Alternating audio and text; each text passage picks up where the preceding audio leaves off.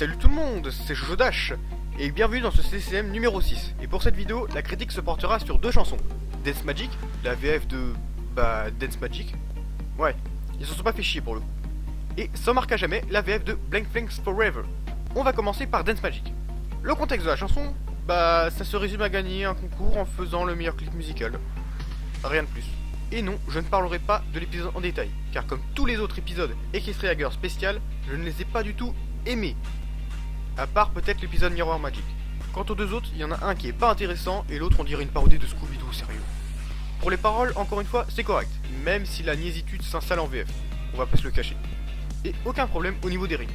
Donc là, on pourrait dire que la chanson est correcte, sans plus. Eh bien, il y a un point dont je n'ai pas parlé. Les voix des personnages. Ou plutôt, la voix d'un personnage en particulier. Je parle de Pinkie Pie. Si vous vous souvenez, dans le CTCM numéro 5, j'avais dit ceci. Personnellement, je n'ai rien contre les voix du Main Six en VF.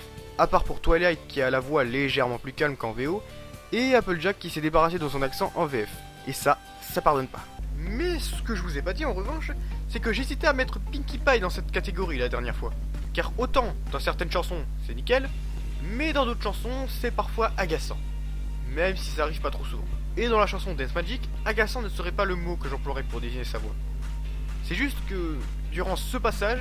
Peu importe le style de la danse, danser est toujours une chance. Bougez donc comme il vous plaît, les amis nous aiment tels qu'on est. Vous nous apprendrez les mouvements, et nous le rythme entraînant. Ensemble nous serons magnifiques, notre danse sera si magique. Je trouve qu'elle en fait trop.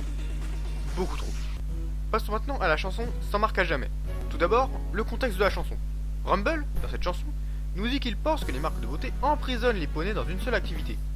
Ce qui est complètement con. C'est pas parce que t'as une activité principale que rien ne t'empêche de faire autre chose à côté. D'ailleurs, je me suis demandé si c'était pas une métaphore pour dire les gens n'ont plus le temps de se lancer dans une activité par manque de temps à cause de leur travail. Ou alors je pars un peu loin. Bref, à vous de me dire ce que vous en pensez dans les commentaires. Donc, pour le contexte, on a un personnage qui ne propose pas ses idées, mais qui les impose. Ensuite, les paroles. Dès le début, il y a un truc qui m'a saoulé. Il faut des marques de beauté. C'est ça, C'est quoi ce... c'est ça. Ouais bon ok, certains diront que je pinaille pour rien, mais je suis comme ça. Et oui, je viens d'utiliser le mot pinaille. Durant la chanson, il y a quelques passages où certains personnages font une pause pour parler. Et l'un de ces passages m'a fait rendre compte que la nomination sans marque était vraiment pas terrible. Écoutez plutôt. C'est ça sans marque. Je pense que la nomination flanc vierge est plus appropriée. Pour la voix de Rumble, il y a une chose qui saute aux oreilles. On dirait une voix d'adulte, mais pas trop non plus. Ce qui donne une voix un peu plus grave que celle de la VO. C'est logique. Vous savez, quand j'entends une voix en VF qui ne ressemble pas à celle de la VO, personnellement, je m'en fous. À part si la voix est horrible, évidemment. N'est-ce pas? Au passage, c'est pas parce que la voix en VF ressemble à celle en VO que c'est forcément bien. En conclusion, sa voix, on s'y fait vite. Et pour finir, je n'ai trouvé aucun problème au niveau des rimes.